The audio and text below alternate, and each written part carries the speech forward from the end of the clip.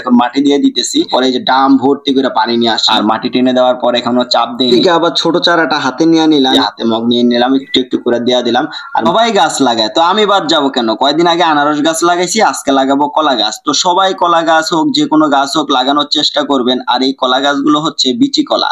তো যে চিন্তা সেই কাজ, চলে আসলাম বাড়ির একটা কোনায়, কয়টা কলা গাছ উঠায় নিয়ে আসলাম আর দিক দিয়ে কোদাল টোদাল সবকিছু ভাও করে নিলাম। একটা গুচ্ছার মধ্যে 3টা কলা গাছ আছে আর একটা আছে সিঙ্গেল।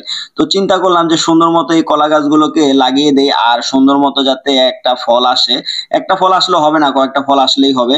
আর এই বিচি কলা খাওয়ার মজাটা একটু অন্যরকম, তবে একটা কষ্টের বিষয় হচ্ছে মুখটা ব্যথা হয়ে যায়। তো মাটি মুটি খুইরা নিলাম, মাটি মুটি খুইরা এখন সুন্দর মতো এই জায়গাটাতে গর্ত করে নিতেছি যাতে এই গাছটাকে সুন্দরভাবে লাগাইতে পারি। আর এটার মধ্যে যে 3টা চারা আছে একসাথে লাগাবো, যদি আলাদা করতে যাই তাহলে হয়তো চারাগুলো নাও বাঁচতে পারে।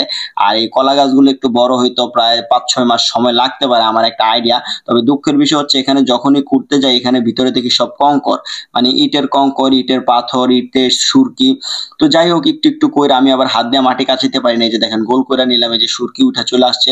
তো কোদালটা দিয়ে অনেক সুন্দর করে গোল কইরা গর্তটা কইরা নিলাম। তো গর্তটা করার পর আমার কলা গাছ রেডি, এখন কলা গাছটা দিয়া দিব এখানে। কলা গাছটা দিয়া দেওয়ার পরে সুন্দর মতো বৈশা গেছে, একবারে সুন্দর এবং পারফেক্ট ভাবে আমি মেজারমেন্ট করে এখানে করে ফেলছি। এখন মাটি দিয়ে দিতেছি, আর মাটি দিয়ে দেওয়ার ফলে হইলো কি, মানে গাছটা সুন্দরভাবে একটু মানে ভর পায়া গেল। আর এখন মানে আর ধরে রাখা লাগলো না, নাহলে আলাদাভাবে একজন গাছটাকে ধরে রাখতে হয়। তো এখন আস্তে আস্তে আমি মাটি দিয়ে চারোকিনা দিয়ে ভরাট করে দিলাম আর কোদাল দিয়ে এখন একটু একটু করে মাটি টেনে দিচ্ছি। আর মাটি টেনে দেওয়ার পর এখনো চাপ দেই নেই, চাপটা একটু পরে দিব আস্তে আস্তে, যে পা দিয়ে আস্তে আস্তে একটু চাপ দিয়ে দিচ্ছি। এইদিকে আবার ছোট চারাটা হাতে নিয়ে নিলাম, এই সিঙ্গেল চারাটা আর কি, ছোট চারা বলতে এটাকে বুঝাইছি। তো এখন এই পাশে একটা গর্ত করে এই চারাটাকে লাগিয়ে দেওয়ার চেষ্টা করবো, আস্তে আস্তে সুন্দর করে গর্ত করে নেওয়ার চেষ্টা করতেছি। আর এই গর্তটা মোটামুটি বেশি বড় করা লাগবে না, অল্প একটু করলেই হবে, এক কোদাল মাপে করলেই হবে, বেশি কিছু করা লাগবে না। তো যাই হোক, একটু মাটি সরায় নিয়ে এখন আর একটু মাটি সরায় নিলাম, কারণ এই যে দেখেন আবার খোয়া চলে আসছে, মানে এত খোয়া মানে এই কোনাটাতে, বুঝলাম না। আর বালিগুলা কিন্তু একবারে মানে এটাকে কি বলে, মানে আস্তরের যে বালিগুলো আছে, মোটা বালি।